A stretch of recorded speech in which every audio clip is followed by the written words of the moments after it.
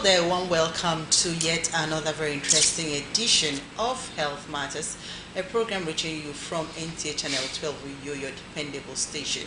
I am your host, Omar Basi Edit, and like you know, this program we x-ray different health issues that concern you, that concern me, and our focus is to ensure that you live healthy, because a healthy nation, they say, is a wealthy nation. And so today we are in the studio here, we'll be discussing some very interesting topic that you won't want to miss, and that's talking about mental health issues. In the studio here I have with me Dr. Mfon Ineme, who is a clinical psychologist, University of Uyo. Hello, welcome to the program, sir. My pleasure. Okay. Nice to be here after a very long time. Yeah, so glad to have you. And talking about mental health, we hear a lot of people are going down with mental health issues. Some don't even know what the problem is. The family may not even know what is happening to that person. And so Dr. Ineme is here to do justice to this topic. So doctor, tell us, what is mental health? Let me start by reminding us, viewers, that WHO has defined health as that aspect of our lives, as the complete physical, mental, social, and now the spiritual well-being, and not just the absence of a disease. So somebody is said to be healthy generally when the person is sound physically, when the person is sound mentally, when the person is sound socially, and now we try to add the spiritual angle of it. That is to say, you cannot be said to be healthy if you are only physically healthy. Now, it's important for me to say this. We pay a lot of attention to our physical health. So we try to eat every day. We try to take drugs that cure headache, cure hernia, go to operation, all of that. These are issues that have to do with physical health. But we forget often that if you must be healthy, then you must be physically healthy as you are trying to pursue. Then you also be mentally healthy, you must be socially healthy, then you must also be spiritually healthy. Now, then the question is, what then is mental health, which is a subsection of health? Yeah. It is that aspect of your health that determines how well you think, how well you feel, and how well you act. I think I should repeat that. Mental health has to do with the aspect of your health that determines how well you think, how well you feel, and how well you act. That is to say, in simple terms, that it determines your cognition. It's the mental health that determines how you think, how you make decisions. Is that aspect of health that determines what you decide to do, your cognition. You decide today, okay, I'm going to wear blue, I'm going to wear black, I'm going to wear green, I'll go to work, I won't go to work. You determine I'm going to marry, I'm not going to marry, I'll go to school, I'm not going to school. These are mental health issues. Mental health issues. Your mental health determines, will I go to school? We see some children that are forced by their parents to go to school. They say, I won't go. A function of mental health, I won't go. Okay, some go and drop out of school. And because we Africans, the next thing we do is to attribute it to some causation. We attribute it to one witch or one wizard or grandfather or grandmother or uncle or something. No, it's a function of mental health.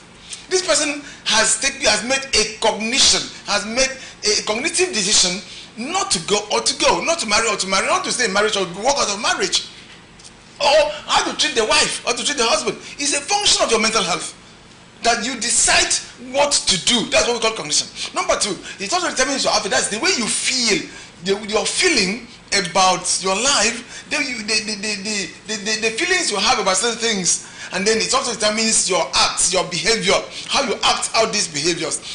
What you do is determined by mental health. And so is that broad? So it therefore determines everything about us. And I think maybe, I don't know if you have said and something. So when at what point do you begin to know that your mental health is going down? It's going down, good. Once your behavior deviates from societal norm, what the society accepts, then you are started going mentally derailed. You are no longer sound mentally. Once you start thinking in a way the society does not accept, once you start behaving the way the society does not accept, which means it's a society that determines our mental health issues most of the time. Let me give an example. The society determines that we should wear clothes and cover our bodies. Okay. We should cover at least part that are considered private should be covered. But you see some people walk out naked. They don't cover. Why? Because the mental health has gone They have derailed mentally. They've lost contact with realities. They've derailed mentally, so they can walk out. They can pick something on the gutter and eat. But then some don't go that far. There are some parts that have been considered private that are now being made open in the name of civilization. Exactly. In the name of civilization. As far as mental health issues, the normality of behavior is concerned, it is the society that determines what is normal and what is not normal. Okay, so if the society says you should dress and cover your nakedness, and you dress and keep your private parts open, then there's something wrong with your head. You may garnish it, you may justify it with the pretended civilization. Okay, you may garnish it with pretended civilization, but the truth is that because you have deviated from a certain norm, there's something wrong with you mentally. Ordinarily, you wouldn't have done it. That you can do that and feel comfortable, then there's something wrong with you. There's something wrong somewhere there. Okay, so we can go all down. Now, it also determines, okay, so it also determines your behavior, the way you act it out. So once you behave in a way that does not, number two is, if your behavior causes you pain, okay, then there's something wrong with that behavior. When you act in a way that causes you pain, then there's something wrong with that behavior. Probably in some other episode we may have time to look at the issue, but let me give an example now. Somebody picks up a bottle of drink and drink. He drinks it, he gets intoxicated, wound himself, stand up, drink again tomorrow, wound himself, stand up, drink himself tomorrow, wound himself tomorrow. No. You notice that something is wrong somewhere. A behavior should not cause you it should not cause you pain. It shouldn't cause you pain, but it has caused you pain now. And you are still doing it, it means you are not mentally sound. Otherwise you can have dropped it. Because your inability to drop it means there's something mentally wrong with you. Also, another thing that shows that behavior is abnormal is when that is when it is a deviation from statistics. Okay. From statistics. When there is statistical deviation from number. What do you mean there is number? What is expected in a normal range of numbers? In what we call a normal curve. What is expected of you in a normal curve? I'll give an example again. Now, if you play football for 90 minutes, one person scores 3 goals, 5 goals is reasonable. But if 90 minutes, one person scores 90 goals, then there's something wrong somewhere. Of course. The society will ask a question.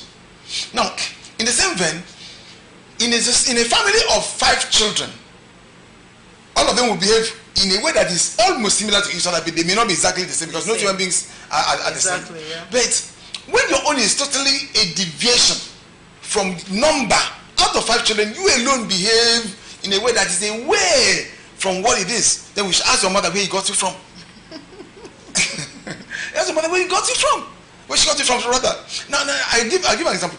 You come to a family where everybody is brilliant, but one child becomes a dunce. Then there's something wrong somewhere. Something is wrong. It's deviated from number. In the same way, you have a family where everybody is a dunce, and one child becomes intelligent. Then there's something wrong somewhere. Yeah. Okay, you come to a family where everybody smokes and one child does not smoke. That child is abnormal in that society, in that family. Yeah. It's a normal child. Where everybody, there are some families that smoking is not a problem. The father smokes, the mother smokes. Mother goes from the family thing. The father goes out, comes back, food is not ready, picks a stick of cigarette and waits for the food to be ready. And they share the stick. To them it's not a problem. But one child suddenly says I can never smoke, then it's becoming abnormal then. Okay? Yeah. But then, remember that the family is a small part of a larger society. So we may not have to justify it within the family circle alone. And now, so what the question was, at what point do we begin to know that you're behaving? Yeah. And now, another answer to that question is, it will depend on the type of mental illness that you have. We have quite a wide range, a number of mental illnesses. Okay, so that takes us to the types. That takes us to the types. Okay. So it may be in the case of a bipolar condition, where you have depression and mania. Okay? Yeah, by bipolar condition, bi means 2.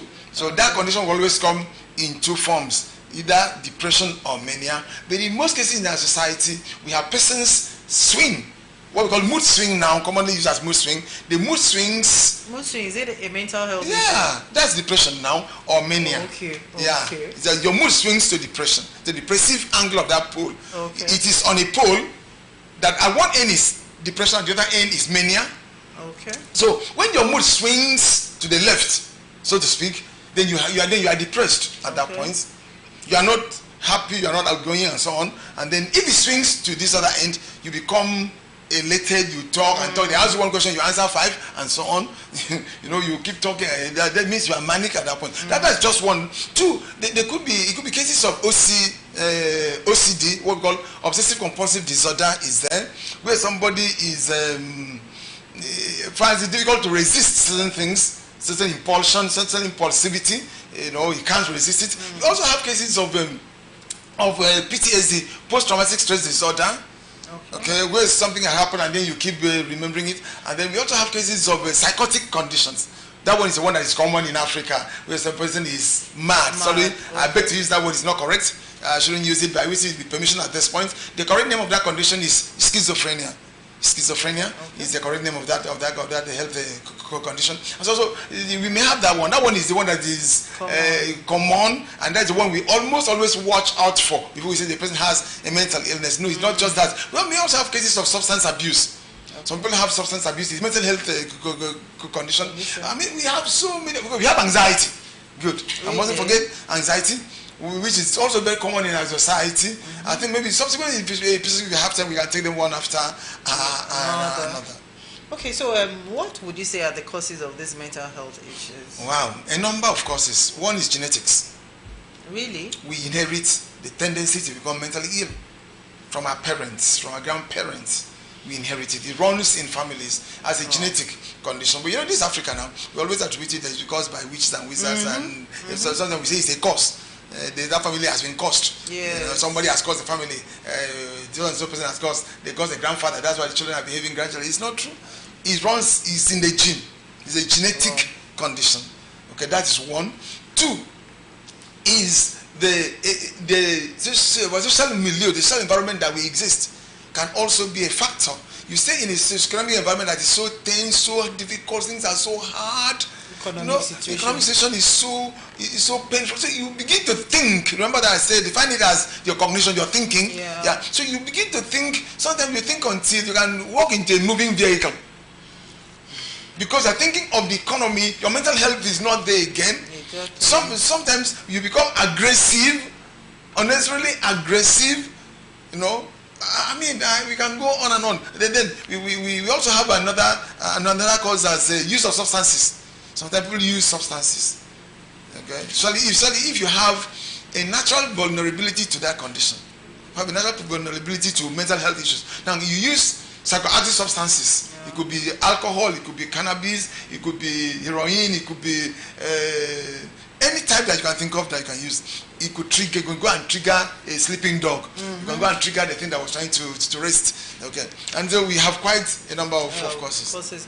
Okay, if you are just joining us, the program is Health Matters, and today we have in the studio Dr. Mfon Ineme, who is a clinical psychologist with the University of Uyo, and we've been discussing one very interesting topic that's talking about mental health issues. It's something that is of concern because from research or recent data, we see that millions of Nigerians are gradually beginning to develop mental health issues, so it calls for concern. And before now, he has made mention of a lot of factors that could cause mental health issues, but let's look at depression, which is something that is very common. People are going down with depression. It's something that people don't really look out for, but it's happening and it's real. So Dr. Ineme, what's depression? Now please, as I'm about to answer that question, let me give a little thing on statistics about mental health issues in Nigeria. The last statistics that we have, I think, at least as of today, 2023 data, shows that between 40 and 60 million Nigerians have mental health issues. That's much. That's reported cases. Yes. Between 40 and 60 million Nigerians have mental health issues. That's reported issues, I repeat. I tell you, there are many cases that have not been reported in this country. They are the ones in the villages, the ones that are being managed by commercial prayer houses, and so on. We have so many of them that are there that are not reported. But the ones that are reported in clinical environments or settings are the ones that we can boast, you can think of. Now, depression is a mental health, is a bipolar condition that the mood swings to the depressive side and is known when the person loses interest in social activities. The person becomes sad, gloomy, sometimes guilty for a sin he has not committed. He can't explain the cause of the guilt. Just notice that you are guilty. You feel sad. You are not happy. You feel gloomy. You don't like sitting with people again. Again, I think it's important to mention that if it is depression, it must be a deviation from the normal behavior of that person. Okay. There are some people that are introverted, but they are not depressed. Sometimes we mix. Some people mix them up. That somebody is introverted does not mean he's depressed. Okay. Now, if it's depression, it must be a deviation from the normal mood of that person. Okay. I'm sure that many Nigerians have not even seen a clear case of clinical depression in this country. Most of us have not even seen it. That's what you think? Some people are already... These are very mild things. Those are very mild. Now I'm coming there. So these are very mild cases. People are deeply depressed. From the time we started this program till now, they may not answer you one question. You try to bring them up, it's difficult. Their management is almost always very difficult. Okay.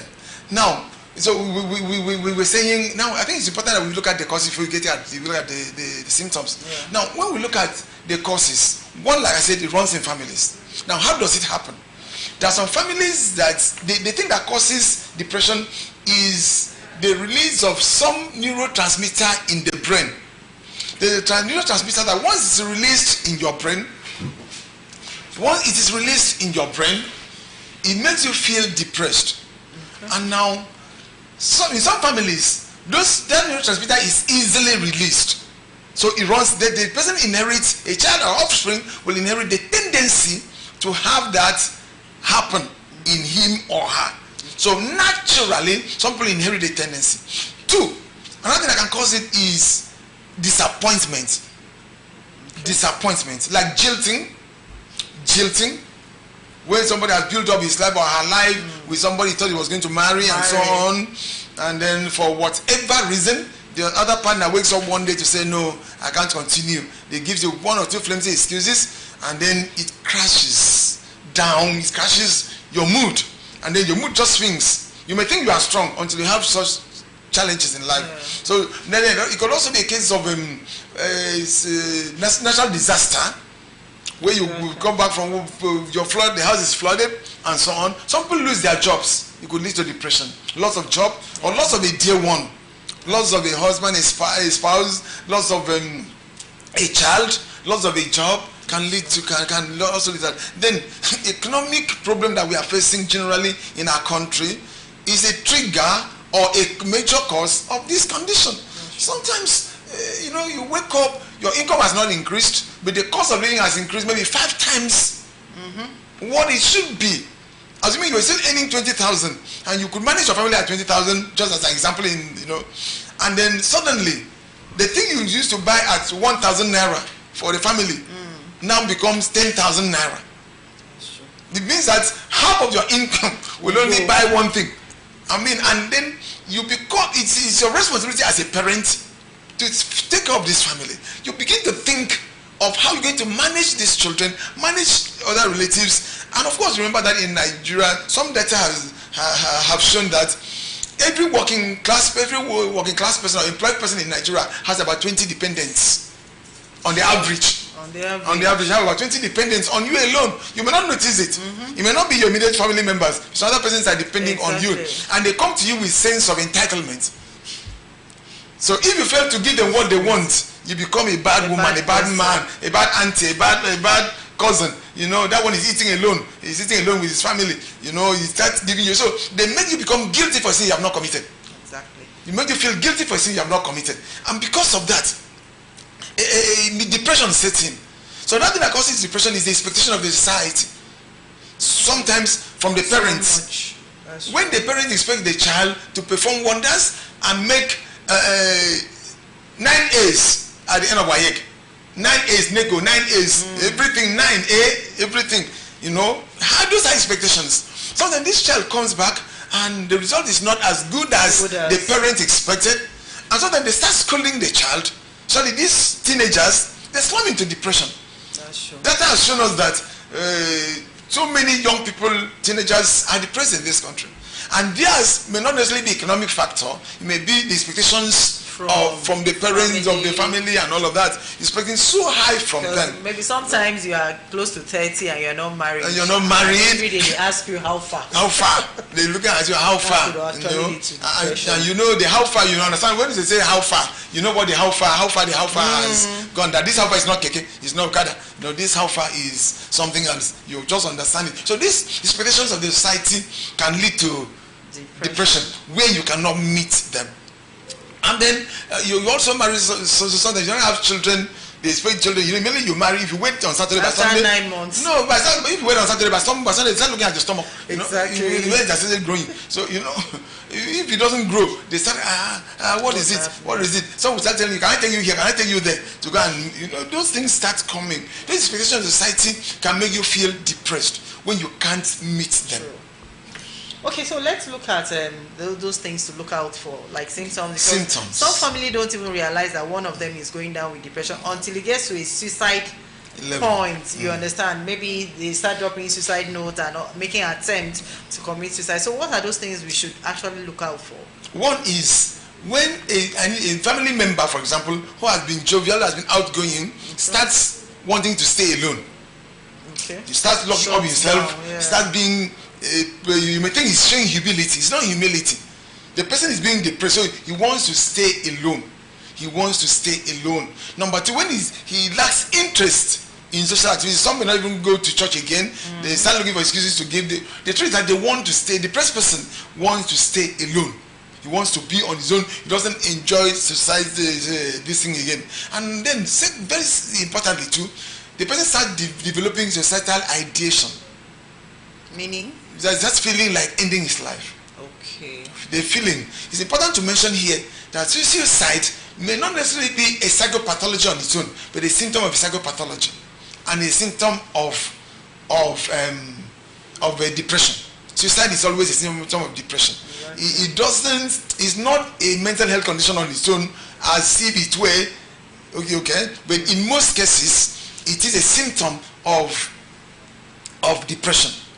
And now, it's also important to also say that suicide does not, it's not a spontaneous thing. It doesn't just happen. Okay, it goes through 3 stages. One is that there will be suicidal ideation as a product of, as a symptom due to the depression. So it's going to be suicidal ideation, then suicidal attempt, then suicidal act. In most cases, when the person commits suicide, he would have considered it. He would have attempted it once or twice.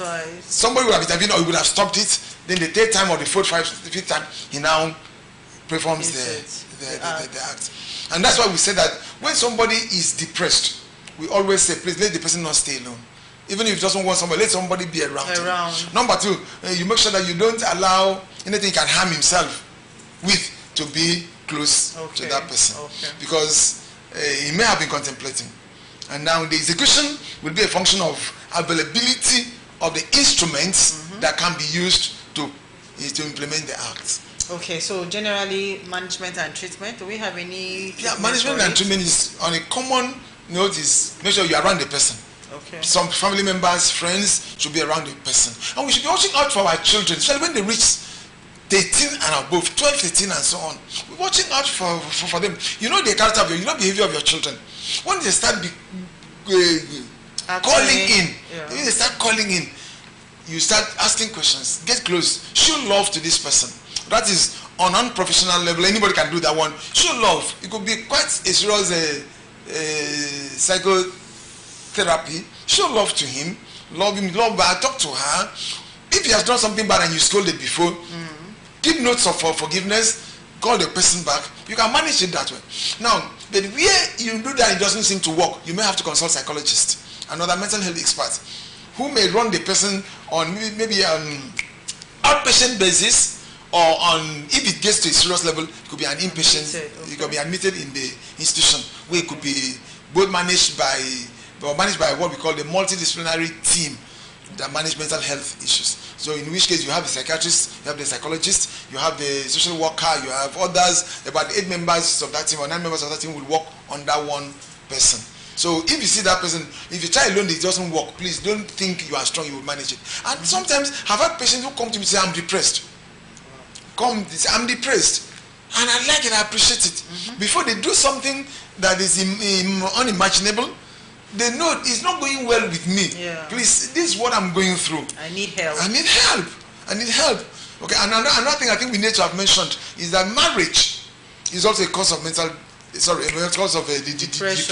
Serious people who have got cases of being disappointed by their spouses, the marriage is becoming toxic. Probably, every young man or woman has an expectation of marriage. You have a mental picture of your marriage. That, when I want to marry, I'll marry an angel. My husband will be carrying me on his shoulder. We won't go on the ground again. Everybody has that mental picture. But once you enter the thing and it doesn't come out the way you think, your expectations and probably the expectation of your family, and it's even worse if your family has told you don't marry him. And then you say, no, I'm in love. Love is blind, deaf, and dumb. I must marry. Because your love is blind, deaf, and dumb. You went ahead and married. Now you don't have somebody to talk to. That's true. Because they told you not to. And you felt you were growing, you are 30, you are 40, and so on. Okay.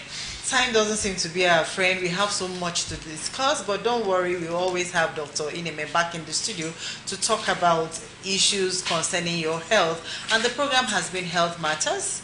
I am Umo Basidet. We had in the studio Dr. Mfon Ineme, clinical psychologist from the University of Uyo. Thank you so much, sir, for being here. My pleasure. Okay, and then the program was talking about mental health issues. You've heard a lot.